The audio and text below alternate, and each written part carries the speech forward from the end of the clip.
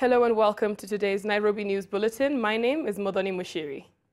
Police in Voi are investigating the disappearance of a 15-year-old girl who went missing during a court session over a rape case. According to her parents, the Form 2 student at Allen Njomba Secondary School has now disappeared for a month and a half after she went missing on the 28th of April, the day that her sexual assault case was set to be heard at the Voi High Court. The court has extended the period to hear the case, and it has ordered for a DNA test to be conducted on the accused, who is believed to be a local preacher. The parents have filed a complaint at the Voi police station and are advised to wait for investigations to take place. The case will be heard on the 11th of July, 2017. Mwenye kumpatia mimba alikamatwa na kesi iko kotini. Lakini lile ambalo linatusumbua roho ni kwamba yule mtoto kisheria na Wizara ya Elimu anatakiwa kuwa shuleni hata kama ako na mimba, akingojea mpaka apate mtoto na arudi tena shuleni.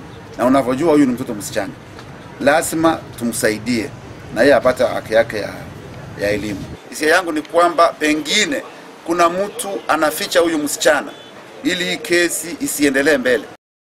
And there was jubilation after the High Court has quashed a verdict by the Electoral Agency's Dispute Resolution Committee to lock out Wiper gubernatorial candidate Wavinya Ndeti from the race. In his ruling, Justice George Odunga faulted the IEBC's committee for not ruling on whether Ms. Ndeti moved to Wiper Party after the deadline for the party hopping had expired.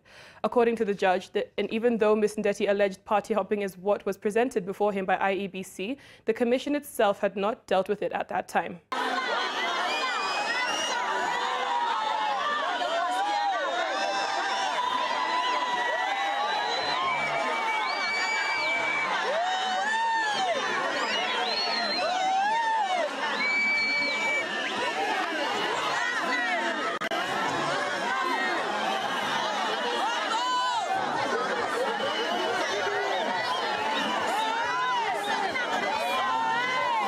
And a 32-year-old woman has died while on medication at her home in Green Estate in Molo Sub-County after her family failed to raise money demanded by a private hospital.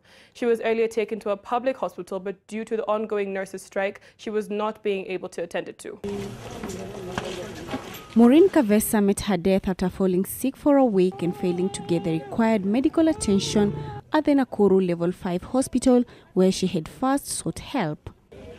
According to her brother, the deceased was in a critical condition when they took her to the hospital, but the doctors could not admit her, saying there were no nurses to take care of her. Dadangu, kama madaktari hawangekuwa wamegoma, maybe hata hangeondoka. Tukauliza madaktari, hakuna vile mnaweza tusaidia tu, juu alituambia huyu anahitaji maji. Tukamwambia simtuwekee tu hata hiyo maji basi, alafu jioni turudi na yeye nyumbani, kaa shida ni maji. Wakasema hiyo haiwezekani kwa sababu kuna mgomo. The family took their loved one to a private hospital where they were required to pay 5,000 shillings as deposit for the bed before she could be admitted, an amount they could not raise. Kabla tujamrudisha nyumbani, tulikuwa tumeambiwa tumpeleke St. Mary's ya Nakuru, na hatukuwa na hiyo uwezo. That's why tukaamua kumrudisha nyumbani.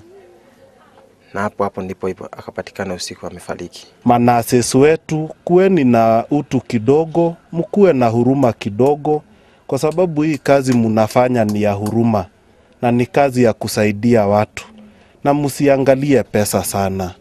Tafuteni mibaraka kwa Mungu na najua Mungu atawabariki. And 5 people were rushed to hospital on Wednesday morning after a speeding matatu from Rongai rolled near Sunshine Secondary School along Lagata Road. The early morning accident brought the busy road to a standstill as traffic police officers frantically tried to control the flow of traffic.